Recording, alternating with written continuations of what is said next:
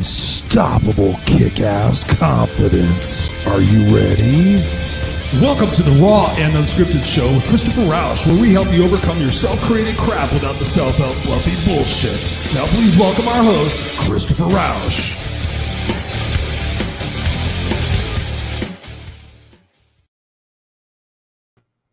Banana, banana, banana, na, na, na. What's up, boys and girls, ladies and gentlemen? I feel like I'm doing the Raw and Unscripted show, which is always Tuesday night, 7 p.m. Pacific Standard Time. But today we are coming to you live. Here it is Friday, wherever it is in your world. It's Friday, 1 o'clock p.m. here in my beautiful part of the world, Southern California. Thank you very much. I love Southern California. And so I got a bug up my ass today, and I decided that I was going to go live and talk about something that I keep seeing in social media and I keep seeing around the world. And I just want to have a candid conversation with you guys. And then also I have a special guest who's going to come on here and essentially be the voice of reason, because I'm a little torqued right now. And I figured rather than just having a private conversation with my friend, I would bring this public to you, because we're all struggling with dealing with the stress and the anxiety and the frustration that's going on in the world today, the divisiveness, the finger pointing, the blaming, the bitching and the pissing and the moaning. And for me, you guys, if you follow me for any length of time, you guys know that my passion is to see the world heal. I'm on the board of directors for the Help Heal Humanity organization. If you guys want to go check it out, helphealhumanity.org. So I'm very, very, very, very passionate about getting this world to a place where we can leave it for our kids and our kids' kids in a better shape, in a better way than it is right now. And that includes our planet, our global climate, and most importantly, the way that we're interacting with ourselves truthfully. And there's a lot of beautiful people in this world. I have a lot of amazing souls in my circle of influence. And to be perfectly honest with you, they run the spectrum, right? They run, if you want to go politics, they run, to the far left, to the far right, to the middle, liberals, libertarians, conspiracies. I have all sorts of different people in my zone of influence, which I'm appreciative of, because I'm not the type of person that just wants to hang around with people who think like me and act like me. That's not what Christopher's about. Because when I get around people who have opposing opinions from me, I learn to see things from other people's perspectives, and that makes me a better person. That makes me a better coach, makes me a better dad. And so I'm really always interested in seeking first to understand. And that's one of the big things that I'm about. But in some situations, it's kind of challenging to seek first to understand, because there are some people out there that don't want to be understood. They just want to be heard. They don't want to understand. And sometimes they don't even want to be understood. They just want to be heard. And which is a little challenging for me. So the topic of the conversation today is dealing with closed-minded people. And that's something I'm finding myself increasingly frustrated with. I don't like closed-minded people. And sometimes I actually deal with it truthfully in my own home.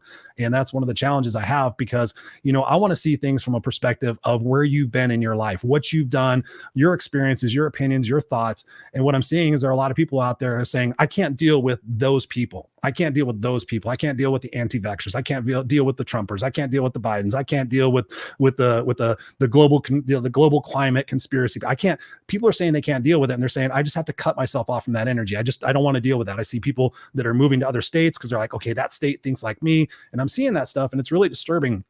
And one of the big reasons why I decided to do this special broadcast today was last night I was flipping through YouTube, which I usually do. I dig it. I can watch whatever I want, 15 minutes. And I came across Russell Brand. And you guys may know Russell Brand. He's basically a former comedian, television actor, but now he's turned YouTube video person. Personality, we'll just say. And what he does is what he says he does, is he takes what's out there in the news and he reads it, and his team, they look at it and they examine it and they pick it apart and they question, okay, where did that news source come from? What's the angle on this? And so as I was going past it, and truth be told, when I watched Russell before, I liked him to a certain extent, but then he started just kind of going, for me, a little woo-woo, like, okay, where are you getting your information? Is your brain kind of tainted? So last night I was scrolling through and I saw something that said, they're coming to get me. And so I stopped and I thought, okay, rather than just passing over this, let me go give this guy, the video was 17 minutes. Let me give this guy 17 minutes of my time and just truly listen to what he's saying. And I saw that, Russell Brand is like the conspiracy theorist. I saw some news headlines before I saw this YouTube thing. So I was like, let me go listen to this. And I listened to it, and I fully expected to be like, oh God, here he goes. But the truth is, as I sat there and I listened, I went, you know what? He is making some sense. But in having some conversations with other people, They didn't want to hear it. They just automatically assumed that it was batshit crazy and it was this or that. And that stuff is really bothering me. If I explain to somebody, hey, you should listen to this, I'm not going to say that you should listen to it just offhand. I'm going to say, let's listen to this and let's talk about that. And if you have a disagreement already about something, you have a prejudgment about something, that's even for me more of a reason why we should have this conversation. But what I'm finding are people like, I can't have those conversations anymore, Chris. I just can't deal with it. I have to protect my energy. I have to do these things. And I'm not saying that bitterly, and I'm not saying that ferociously, I guess, but in a way I'm frustrated because what does it take to be able to listen? What does it take to be able to seek first to understand? I would not be sitting here in front of this camera and talking to you guys right now had I not done that in my life. You know, Stephen Covey talks about it, seek first to understand, then to be understood. And for me, that's been one of the reasons why I'm so successful. That's one of the reasons why I said I have people on all sides. I have conspiracy, I have leftists, rightists, and they appreciate me because they know pretty much, I think, where I stand. I'm not super public about where I go with my political beliefs and everything else, because at the end of the day, what is it going to do? I'm not going to change your mind about everything. I've got my beliefs. You've got your beliefs. And that's one of the things I'm seeing is people posting shit, you know, why? And I've asked people, they're like, you know, here goes Biden and this, and here goes this. And I'm like, why do you post that? What is it that you are trying to do to make the world a better place? Or what is it that you're really trying to do in the deepest parts of your soul, so I can understand? So I just don't go, oh, fuck, there they go again. They're being stupid. Let me understand what it is that you're trying to do to make the world a better place. And what I'm finding is people either don't want to answer that to me because they know that they're just being out there and pontificating bullshit and trying to gather the wagons and find people that think like them and go, yeah, you see, it sucks. And it's fucking pissing me off and I'm getting tired of it. So I figure rather than just keep it to myself, I would have this candid conversation in front of you guys with somebody I truly, truly trust to bring a different perspective to the conversation. So with that, you guys know him as Mr. Jock Brocas. I know him as my amazing friend and my amazing mentor. Ladies and gentlemen, to the special broadcast, Mr. Jock Brocas. How you doing, buddy? I am very well. I'm enjoying watching the rain outside of my window. It's pouring and it's beautiful. It's pouring and it's beautiful. Nice. I'm in Southern California. We don't get rain. Or snow. Oh no, you do actually. You get snow, don't you? Oh yeah. We actually got a little bit of rain this year, so it wasn't too bad, but not like Australia. But we're not here to talk about the weather. What's up, these beautiful people? Look at this already. We got some people in the house. We got Tara in the house. We got Ray in the house. What's up? He says Misfits for Life. Got Patrick Thompson in the house. Got Tara. She's like, OMG. She goes, she knows this is gonna be fire. Glenda's in the house. I took training on trauma. Awesome, Glenda. That's awesome. Tara says, sitting on G, like, where are you? LOL. Oh, yeah, I told you guys I was going to be on Facebook. Tara says here, I love him. Most do not, but his honesty and transparency is great.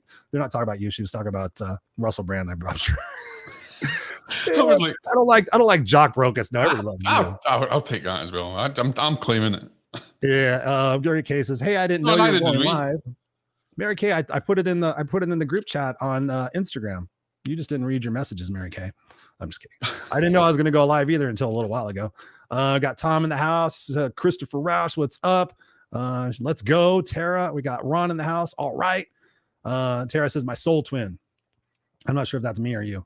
I think that's both. Oh, yeah. Wait, claim it. I claim it and own it. Claim it. Facebook user. I think this is Angel, maybe. I tell you, too many people are pissing. Oh, I love that. Their dreams away. That's a post that needs to be out there. Go and design that and put that out. That's phenomenal. Yes. So you heard me kind of pontificate a little bit about the reason why I wanted to do this conversation. In full transparency, guys, Jock and I were talking before this, but we did not talk about this because that's just the way we roll. So, what do you think about some of the stuff I was talking about? I think to look at it in a different way. Yes, I kind of agree with you in the fact that there's a lot of people that are the more, as they say, the pissing and moaning their lives away, and there's too many conspiracy theories, and everybody's closed-minded, and everybody's trying to have their own agenda. But the way I look at it is, I've coached a lot of people, leaders, in politics and executives and things like that. And one of the things that I've learned is the deep listening part of it is not just a little bit important. It's uber important, if you like. And the way I look at it is closed minds.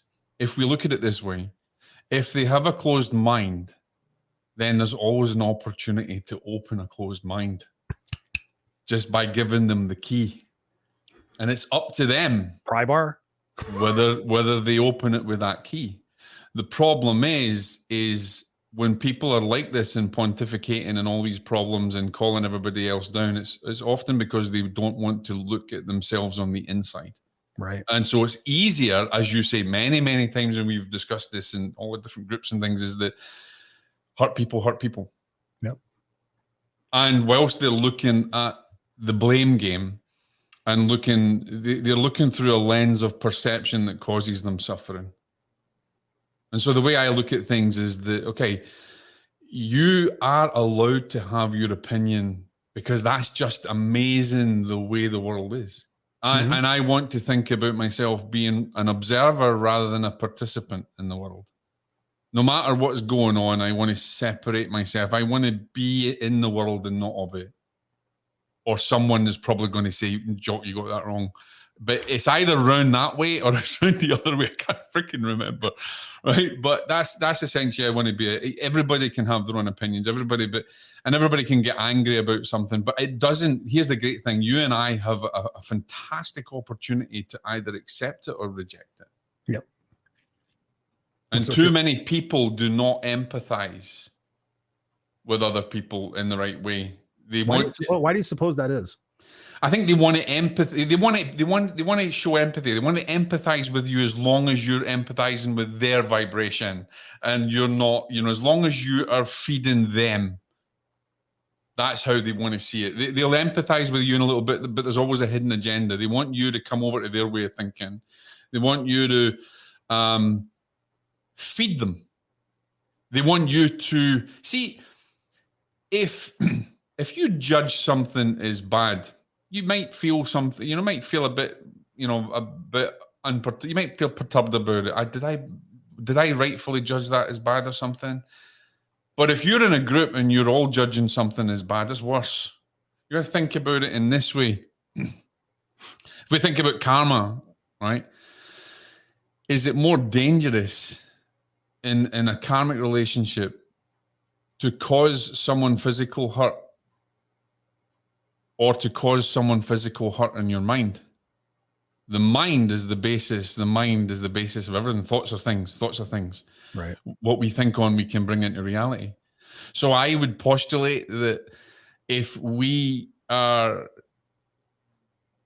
mindfully, if we are using our mind in a negative way, it's a lot worse than something that we're doing in the physical, because the physical will happen at one time and then it's gone and it's in the past.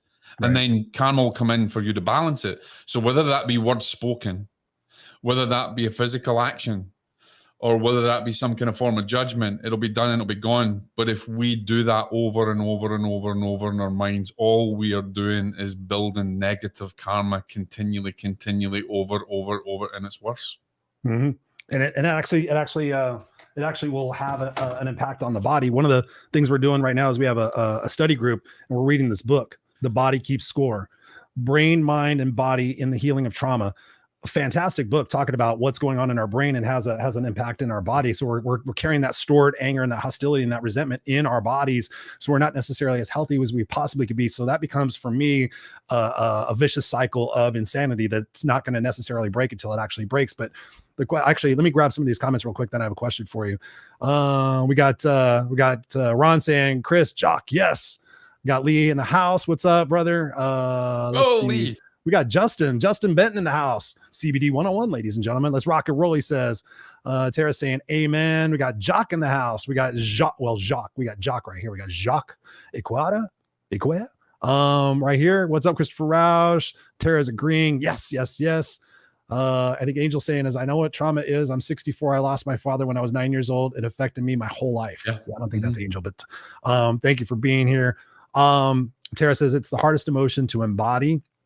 Absolutely. She says also we got to remove the selfishness of it. Mm-hmm. Absolutely appreciate it. And also saying ruminating in it, no wonder people are sick and unhealthy. Yes, Tara. And thank you guys for being here. And if this conversation is hitting you, please consider sharing it, because we definitely want more people in this conversation to be able to do some healing. And I'm going to invite people who have differing opinions to have conversations with me after this. But the thing I think about it, honestly, Jock, as I go back to that conditioning process, I go back to that period of 0 to 5 and what was instilled upon us as kids that we've carried through to our lives. And I think about in terms of when I see some of these posts and I see this ignorance and I see this deliberate, us versus them kind of mentality, I think back, okay, where are they coming from as little boys and little girls? What is this resentment and this anger against the man or the machine or whatever else might be going on? What is this really saying about, impacts in their life that they're trying to, show it for a different reason, if that makes sense? Like, what's the deeper meaning of this? Well, you're kind of you're jumping at something that's really important, you see, because when we judge something or we perceive something to be wrong, we're perceiving it or we're perceiving its energy in how our environment or how we've been taught or the knowledge or what we've gained. So if you think about this, one man's terrorist is another man's freedom fighter. Nice. Right? So if one man's terrorist, what we see and perceive as terror, they see and perceive as liberation. That's a great point.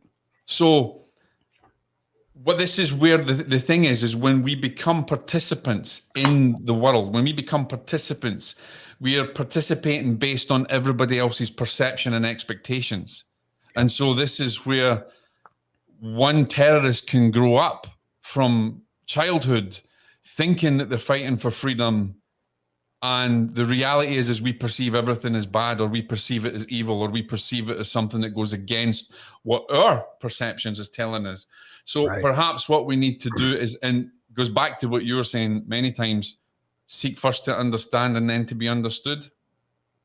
How can we then, so we need to understand where the seed of terror had been planted, and then we need to try and plant new seeds of peace and joy, forgiveness, or my favorite, my 3 rules of life: love, forgiveness, and compassion. Oh, that was fight 'em, fuck 'em, hurt. Made you laugh. Yes, this is a family show this year, ladies and gentlemen. This is normally we would do this at 10 p.m. at night or something, but I'm not worried about it. No, not at all. But that's what it is. We have a perception on something, and it's based on everybody else's perception, and everybody follows. It's like a sheep. You follow. It's a sheep in a pen. It follows. And how do you know that the wolf isn't disguised as a sheep in the pen? Yeah, I mean, that's kind of what Russell was saying last night, and it was kind of interesting. He was talking about, different aspects. Like he was talking about the independent newspaper in the UK. He goes, this independent newspaper is like coming after him, but it's like he found the statistic. It's like it's owned like 80% by Saudi Arabia. So it's like this news independent news is owned like 80% by Saudi Arabia. So he's like, is it plausible? He's not saying it is. He goes, is it plausible that news could be slanted? And he's just kind of bringing around those effects or bringing around those awarenesses. And people are so closed off to even consider that for a second. What is that fear? What do you think that fear is, Jock? For me, it feels like there's a fear for me, ultimately, and thinking about my own personal situation here, is there's a fear of realizing that you could be wrong. And I think about that, going back to that childhood conditioning, that fear of being wrong, that fear of, that sunk cost bias. I've put so much energy into saying, this is right, this is right, this is right. I can't go back and say, whoops, I made a mistake. Perhaps there's another way of looking at it. And I very seldom see people do that. I have a pretty good way of persuading people to see other things differently. That's one of my gifts in a coach. But sometimes you just can't get people to pass that huge wall and the divide that they've created. And I think it goes down to fear. What do you think? Absolutely. Let's go for 2 simple examples. Sure. One example I'm going to take from my work over the years as a medium and working within the skeptical field. One example everybody knows about. Let's talk about Christopher Columbus.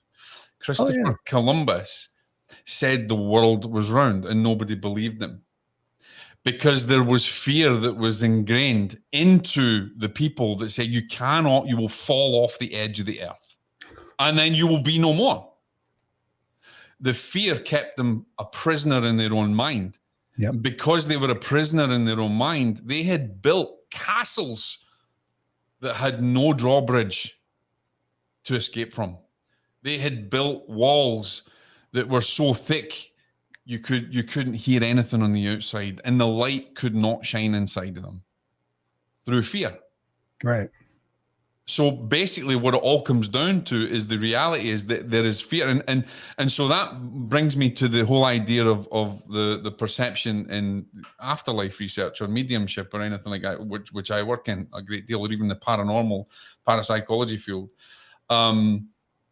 We are frightened to accept something that is not has a tangible result or a tangible physical experience that you can see with your own eyes. Is that a safety or security thing right there? Is that a safety security? Partly it's fear, and partly it's they just want to be safe in their own environment. Gotcha. Because you got to remember, they've built their castle without a drawbridge. So they're safe in that environment. But what would it be like to put down that drawbridge and go across it? And oh my God, I mean, I'm outside. This is what's going to get me. I've never seen this before. I'm exposed. And because they're exposed, what happens is it exposes them. And maybe they're suffering from all sorts of, shame, guilt, or, so many different emotions that they have basically capitulated themselves within themselves. Nobody else has done it to them. They have. Their own perceptions have done it. And so when you say to a skeptic, the afterlife exists, they emphatically don't believe you because they come from a position of fear. And I'll tell you an example. I was speaking to, I was in a research event many years ago with a neuroscientist and a nuclear scientist actually who had joined us, and he had said to me, what I experienced in there is phenomenal, and I have no way of explaining that in the physical material reality. I can't. And I cannot stand by you and admit, Jock, that what I experienced was real, because I'll be finished. Wow. And I'll be gone, and I'll not have a job again, and I won't have any security. So you think about where the fear is security. The fear is holding themselves back from exploring alternate realities, or what could actually help us to. Sometimes people have a fear of growth. They're frightened to grow because it feels uncomfortable. I think for what it is, you're spot on.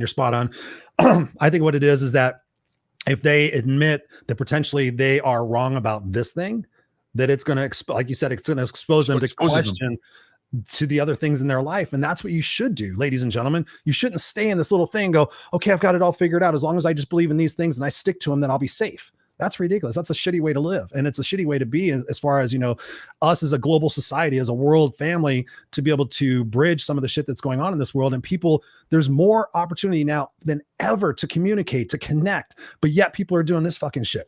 I'm so fucking sick of it. And I reach out to people like, have you considered this? Have you considered this? Like I said before, what's your point in fucking posting shit, the 17th time bitching about gas prices? What are you trying to do? What is it that you're trying to compensate for? Or sitting there saying, people are saying still fucking, what's that stupid phrase? Let's go, Brandon. If you're going to say fuck Biden, just say fuck Biden. What's this stupid let's go, Brandon? If I didn't like Trump, I'd say fuck Trump. I actually have a Deadpool shirt that says fuck Trump. So if you're gonna say it, why not say it? What's this bullshit? Let's go, Brandon. I'm so what is that solving?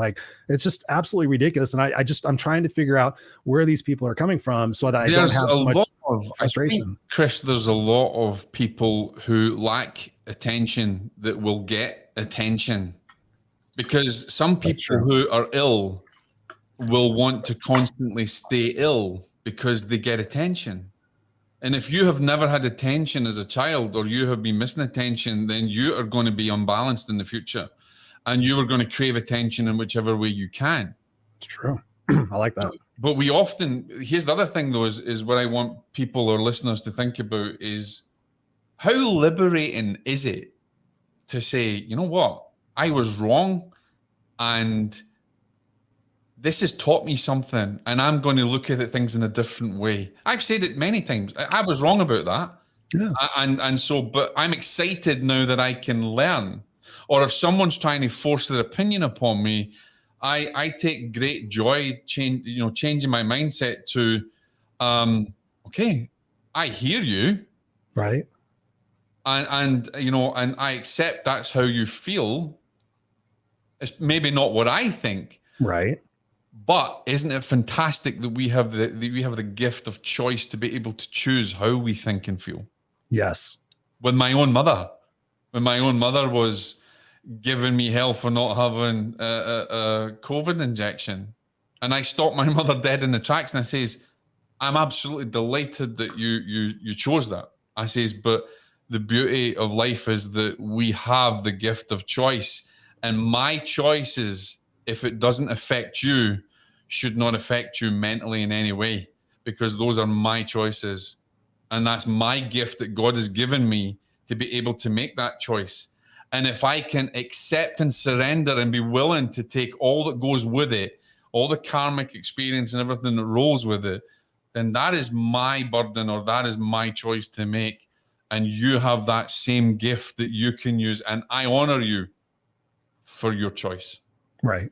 So what do you say to people that automatically fly off the handle and say, okay, because you don't want to get vaccinated, you're part of the problem?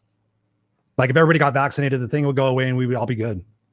You're part of the problem, Jock. And I'll take that on board, and I'll say that's fine. You are allowed to perceive and have that opinion that I'm part of the problem. But then again, you don't necessarily have any proof that that's true. You're coming from a place of perception based on what everybody else is saying.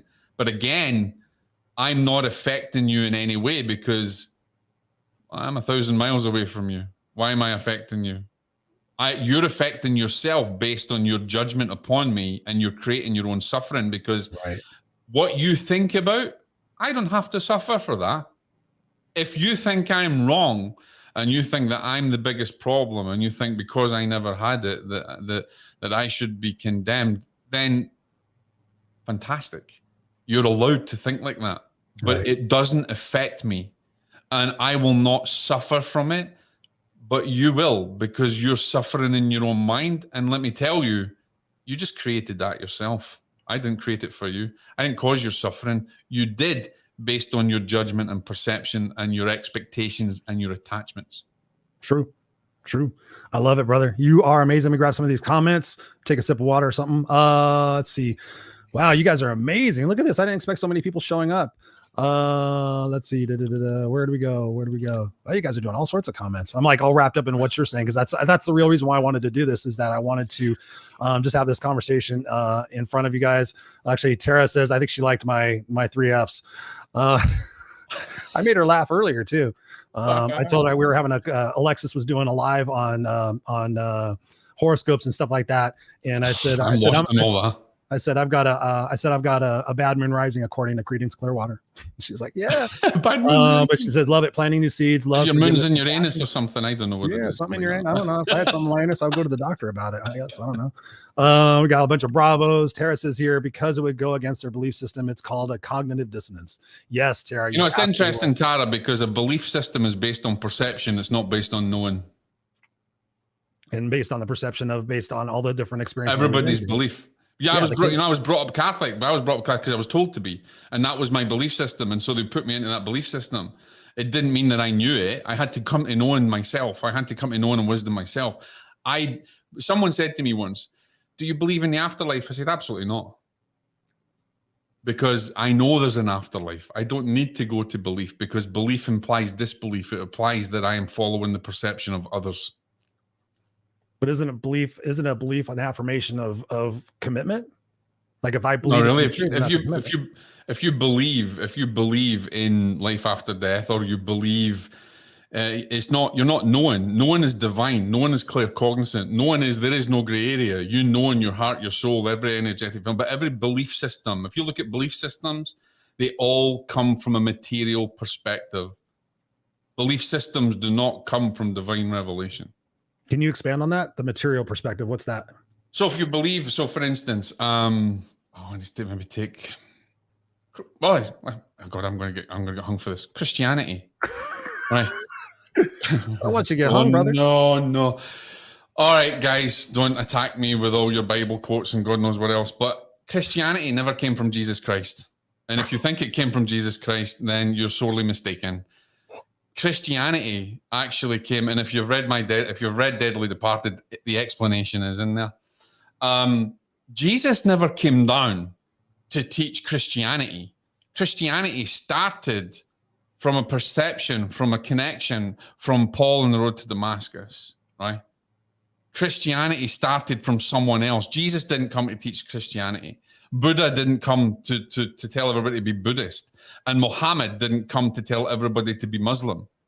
Every one of these avatars in the world that came into this world, that were a direct attribution, they were a direct, if you like, descendant of divine power, divine essence, as we all are, came to teach love, forgiveness, and compassion. They came to teach us the very essence of what divine law is, so that we may thrive, so that we may grow in spirit, so that we may serve in a greater capacity. But somewhere along the way, we started adding labels. And through our perceptions, we created those labels and we created attachments to those labels. Yep. Jesus did not come to start Christianity. Jesus came and did not come to save your souls. That is your perception. He came to instill love, forgiveness, and compassion, and to help us to understand divine law and to understand who we are and how we can grow in grace.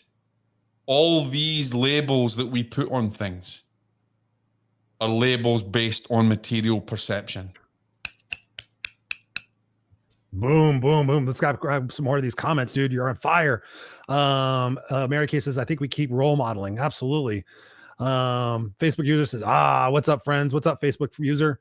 I don't know why it keeps doing that. I got to figure that out. Mary Kay says, Christopher Columbus moments. Great idea for a post. Ooh, absolutely. Nice Heath one. Cummings in the house. What's up, brother Heath? Because people have done the same thing today with their beliefs of the word. Absolutely. We got Tara says, great show and combo, soul brother. Big time. Heath also says they refuse to listen to anything that's challenging their beliefs. Boom. Absolutely. Let's just leave that up on the screen. Tara says, yes, Heath, my brother. Absolutely. Facebook user number 2 says, when I was nine, had kidney surgery. That was after I lost my father. It traumatized me being in the hospital, having the surgery. To this day, if I have to go to that hospital, I feel like I'm going to pass out. Avoid that place. Yeah. I mean, this is a preconceived conditioning that you got going on. Let's see. Tara says here, zero growth in that box. Zero. Absolutely. Glenda says here, the need to admit you're wrong and be open mind. Yeah, that's what I was thinking about last night. Like I was saying, when I was flipping through and I saw Russell Brand and they're coming after me, my immediate gut response was like, oh God, what is this guy fucking doing? He's going crazy. And I just shut myself and I'm like, give the guy 17 minutes, listen to him. And I even told my wife, I said, I'm actually surprised that I am walking away from this going, he made a lot of sense. He says, I'm just coming here bringing you my opinion of what we are seeing in the news. We're doing our fact checking. We're saying, hey, might this be this way? You guys decide. If I'm wrong, he goes, I could be totally wrong. He goes, I'm infallible. I'm not perfect. I'm bringing my side of my opinion. You guys bring your opinion to the conversation, put them in the comments, but everybody's just like, oh yeah, fuck that. I'm not going to waste my time. But he's kind of like saying, and I do the same thing. Like if I'm doing something wrong, tell me. And if people don't come and tell me, but they bitch behind my back, you can't expect anything to change and they can't be a part of the solution, that they're actually still part of the problem. Facebook user says, love you guys. Can't wait to watch the replay. Got to jump off. Thank you. Tara says it's belonging. It makes them feel seen and belong. That's what you were saying. Absolutely. Jock, big time. Spot on with that. Absolutely. Tara says that's why she loves you. She loves you. You are loving. Yes, accept other people's choice. And I know a lot of people have a difficult time with that, but that's one of the reasons why we wanted to have this conversation today in front of you guys. Love it, Tari. Yeah, absolutely. Yep. That's exactly what I said. Yep. Yes. Yeah. It is so true. It's based on this, wherever you get your news or your science from, you're going to be like, oh, see, here it is. It's like, okay, is that even factual? That's my problem is I don't know where the real truth is anymore. That's why I just like, okay, whatever's going to happen is going to happen. It's about me owning my space in my moments, which we talk about all the time. Is I'm just owning my space in my moments. Whatever's going to happen is going to happen. And I know I'm going to survive through it. Whatever happens, I know whatever it is, we're going to survive through it. We're going to grow through it. We're going to get through it. And my intention is that we get through it together rather than divisive. And one of the things he was saying actually in the report, as he was talking about the media is and they're saying it, they're trying to divide the United States. They're trying to make us fight each other. And everybody I meet, and we see it in the clubhouse, we see, the other night we had 100 people in there, all different walks of life, all different backgrounds. Nobody, I'm sure 50% of them have different beliefs than we do, but we were all in there doing the same thing. We're pouring into each other, growing each other. So I believe that the 80% of the world is like that. And I think the other shit is all speculation and stuff that's trying to get us to divide and to I have no idea why, but my intention every single day of my life is to bring the world together. You keep hijacking, Tara. It's awesome. You're awesome, Tara. You're awesome. Let's see. Vocabulary swap. Case says vocabulary swap. Believed to know. That's exactly what I say. I know there's an afterlife. I know things. And I did a video on my other YouTube channel about knowledge and wisdom, which kind of, is quite controversial in terms of where it comes from, but definitely belief and again, and this is great, guys, this is my opinion, and it doesn't have to be yours, but I'd rather come to knowing than believe in something, because I don't want to believe in the perception of another. I want to know from a divine source. And so when people ask me, I mean, I work, I coach some leaders in politics at the moment, and one of the things that they love about me is the fact that I have no idea what they're talking about when it comes to politics. And I'm like, look, I'm using a spiritual connection. I'm sowing seeds, and I'm sowing seeds based on wisdom that I've gained over the years. And you can do you can do with it what you want. At the end of the day, I have no affiliation or opinion on anything that you're doing. I have to, what's more important with me is my relationship with my wife on this earth, and my spiritual relationship with my wife, and the relationship I have with divine source, or whatever you want to label it. But to me, politics is like a parrot with a watch, as far as I'm concerned. And so the way that I look at it is that I would rather be in the energy of the divine than the energy of material perception. Yes. So how does one get to that space? I'm still getting there, and it's been years and years and years. I think it's a journey. Look, it's a journey. But you're not perfect either. You're not coming from this standpoint of saying, absolutely, I've got it all figured out. You have your moments. Talk about those. Absolutely. The greatest thing that I think, even when I have my moments, even when I'm quite, one of my clients I was coaching recently, one of the things, and I said to her, I says, we often will coach what we need to learn. Even when I'm coaching you, I'm learning. We're coaching what we need to learn, right? Because we don't have all the answers, and we can be inspired as we are sharing information, or we're sharing wisdom. And so what I try to understand is I try to work on my deeper awareness, my awareness of something. And my big thing is I need to have awareness, and without action, the awareness is useless. It's a pipe dream. If I don't take action on the awareness, it's nothing. It's a thought form that will dissipate and will go back to the universe and do nothing. So my tool is to become aware, and then to question the awareness and take action upon the question, the answers that I seek. Because if I don't seek the answer, if I don't seek inside of me, this is what Jesus said in the Bible, guys, for all of you that follow that side, all answers are within. Yeah. All answers are within. And it didn't actually just mean that you just go inside of yourself. It means that you are part of the divine force that permeates the universe. You see, we are predisposed to believe in something we can see with our eyes. But the reality is, we cannot see, feel, or tangibly touch the air that we breathe, but it exists.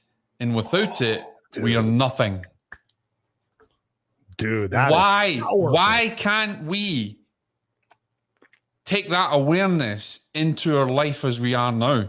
Because we believe in the air that we breathe, yet we can't touch it, and we can't feel it, we can't see it, but we know it's there because it's knowing.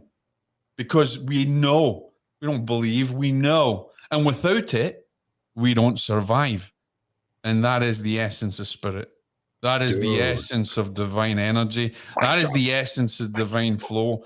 That is the essence of what divinity is. Dude, we could end it right there. Fucking bro. I got to tell you, you've been proposed to. Yep. Ladies and gentlemen, we had a proposal on the table. Marry me, Jock. Let's talk to Joe about that. Because you get to marry Tara, that's like, I'm jealous. Ron says here, so is spirit. Absolutely. Yeah. You grab what Heath says here. Heath says that's why they only allow two parties to the table. When you transcend that duality, you shatter what people know as politics. You know, it's interesting, Heath, because here's the reality. I love the way Heath is coming here, because duality comes, the duality comes from karma. That comes from a divine law.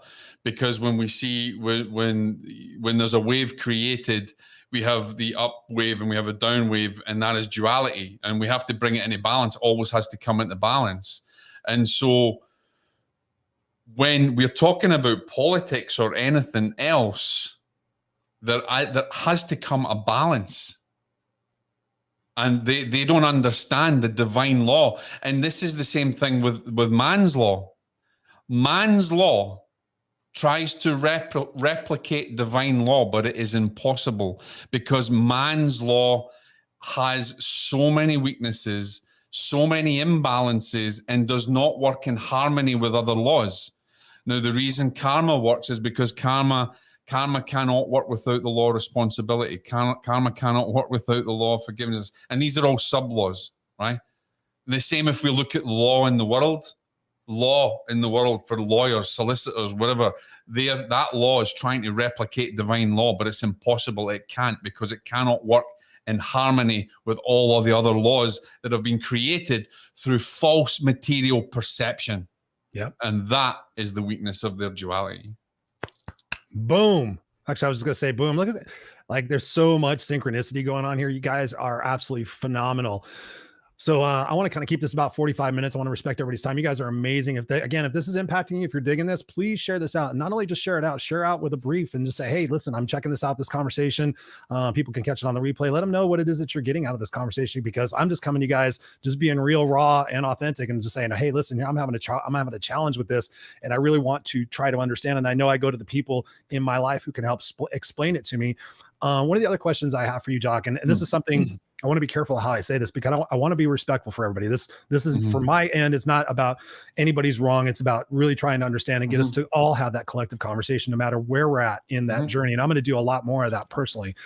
So when I think about like protecting energy, I was thinking about it last night. I've got people that have said, okay, I can't deal with those people anymore. I'm not going to follow them. I'm going to unfriend them. And in some respects, I do understand that. I'm like, okay, because like even for me, it's like, okay, am I doing myself harm by getting frustrated by seeing these posts from people that are continuing to post this stuff? Should I just unfollow them to preserve my own spiritual energy, my own physical energy, my own mental health? Like I did unfollow somebody on Instagram. For some reason, every time I went on Instagram, their post was right there, and it was always super inflammatory. And I wanted to reach out and go, I thought, okay, if I reach out to this person, is there any possibility that I'm going to help them see a different perspective based on the fact that their last 30 posts, literally, I went and looked, were all this. I'm like, I think I'm going to be battling an uphill battle with that one. So I'm not. So I actually unfriended them, unfollowed them. I looked through their stuff. I'm like, they don't bring me any value. So it wasn't that I was running from it, but it was just, I made a conscious decision to say, okay, listen, what that person's bringing to the conversation in my social media, I don't appreciate. So I was doing that.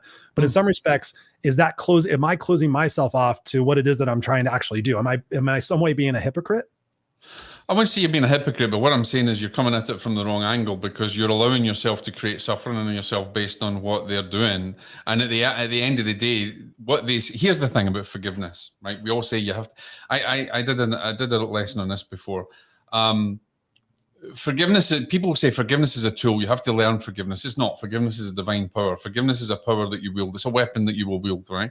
You don't have to forgive anyone, and they don't have to forgive you, but you have to come to an understanding of forgiveness within yourself in order that you don't create your own suffering. It's the same kind of thing. So if you become more mindful of what it is that has upset you of them, you don't have to unfollow them. You might not like what they said, but like I've always said, time and time again, you don't need to be their hero. You just need to be their gardener. So why don't you just plant seeds?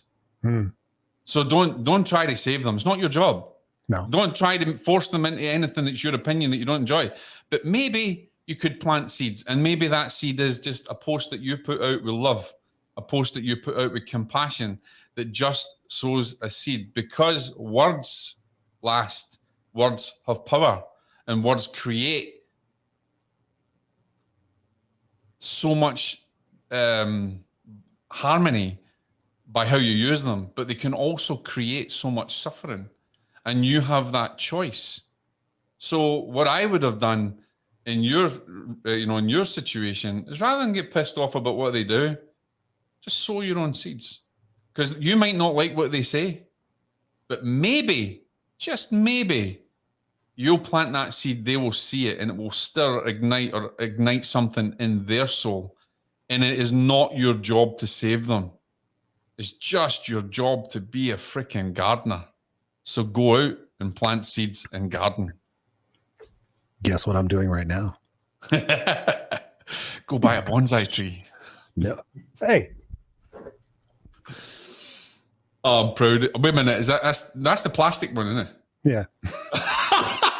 But at least I got it. I mean, I already had that, but I'm going to get a real one, obviously. Growing in your mind. No, that's what I'm doing with this conversation today, is that I hope that people will sit there and say, okay, let me give Chris an opportunity. That's why I came full frontal, kimono open, as my coach says, and said, okay, listen, let me just share what I'm going through and what I'm frustrated with, and have this kind of conversations, so that maybe just one person will watch this and go, wow, okay, I see, and for me, actually, I felt so much relief after I watched the thing with Russell. I felt so much relief, because I'm like, I gave it a chance. And my perception of if it was wrong, my opinion, my prejudgment was wrong, it was incorrect. There was actually valuable information in what he's saying. It was that particular one. I mean, there's been some that I'd be like, all right, dude, you're way off the cliff on that one. But this one in particular was like, all right, I get what you're saying. I get where you're coming from. I feel his authenticity. I don't feel like it's bullshit. He's like, hey, if I got it wrong, come tell me. I'm not sitting here telling you this is the truth. I'm telling you, this is my opinion of what their truth is. And so afterwards, I was like, I feel pretty good for myself. Like I felt like I practiced what I preach. And so There was like an energy shift in myself. I was like, all right, cool. And that's what inspired me. Like, okay, let's have this conversation publicly. All he did was plant a seed. Yeah. That's all he did. And it just stirred something in you. So he did exactly what you can do. Yeah, we can all do that. All of us can do this from this conversation. Mm-hmm. My last question before we close this out, because you mentioned suffering, I wasn't going to ask about this, but why do we do that? What do you think is at the root cause of why we stay in that victim status? You can become a victor or a victim. We've talked about that many times over the years in the different clubhouse and stuff like that. But why would people choose suffering? What I have some ideas, obviously, but what is, in your opinion, why would people do that, considering that they have the power within them to not suffer? Because I actually wrote about this in Powers of the Sixth Sense. So I'm not trying to shameless plug. Sorry about that. But I went back to reading that last night, by the way. Did you really? Awesome. Well, I'm trying to read your book, Walt's book, and this book, literally. People go around in a circle of abuse, because here's the reality: is they become comfortable in their suffering because they haven't experienced joy. They haven't experienced real happiness. They haven't experienced bliss. Because once you have experienced that, you cannot go back to suffering, and you will forever strive to find the point of happiness and joy. And I'll just give you a little tip of how to find happiness. Happiness, we all know is inside of us, because so many people try to say find happiness. Happiness is within. It's a choice, and it is. But if you really want to experience it on the outside, you can watch. For instance, I'll give you an example. I watch people out there watch Pimple Popper, right? Pimple Popper. I would never watch that. Okay, good. Right? That woman's an angel. She changes so many people's lives, and she helps them. And you see them going in suffering and crying and emotional, and they think their whole life is destroyed. But become aware of how you feel when you see the change and the joy and the bliss they've experienced, because you'll feel that bliss and internal happiness inside of you. And that is how you come to become aware of how happiness is experienced on the inside. It's experienced on the inside of your experiences on the outside.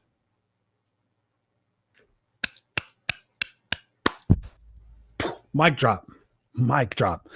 Tara just summed it up. Fascinating show. Absolutely. Tara also says here, lack of confidence, identity, and self. Big time. Big time. Joe says happiness is a choice. It really, truly is. I mean, if you sit and we've talked about it so many times in the clubhouse rooms and whatnot, gratitude. Like for me, when I find myself bitch pissing, like gratitude. I'm thankful for my ceiling fan. I'm thankful for I have lights. I'm thankful I have a TV. Right. Let's go deeper. Let's go deeper. Let me just, at the end of this, gratitude. Everybody talks about gratitude. I'm going to be gratitude. I'm gratitude for the day. I have gratitude for the day. I have gratitude for what I eat. Because you have gratitude on a surface level. But if you really want to have gratitude, go into the story of the gratitude. Go beyond what you see on the surface. Go deeper and mindfully into the story of the gratitude. And then you can really feel what that is. And that could be as simple as you holding a cup of coffee. And instead of just being thankful for your coffee, I'm thankful for that. Just be a little bit more mindful about it. Let's have a look at why you're thankful for that coffee. Where did it come from? Yeah. Where did it go? What was its life journey? How many souls have touched it along the way? If you really want to experience deep gratitude, then go deeper into the story of gratitude that you experience. So true. So true. What you bring up right now, Jock, is so paramount, because when I go to sleep at night, you guys know when I wake up, I do my gratitude and my intentions. It all started off going to sleep. That was when I did my gratitude. And I still do it to this day. Like yesterday, I thanked a bunch of people that I met and impacted. And one night I went to bed and I was like, I'm thankful for, I always find different things to be thankful for, whether it's the fucking blinds or whatever. And one night I said, I'm thankful for this bed. We have an amazing bed.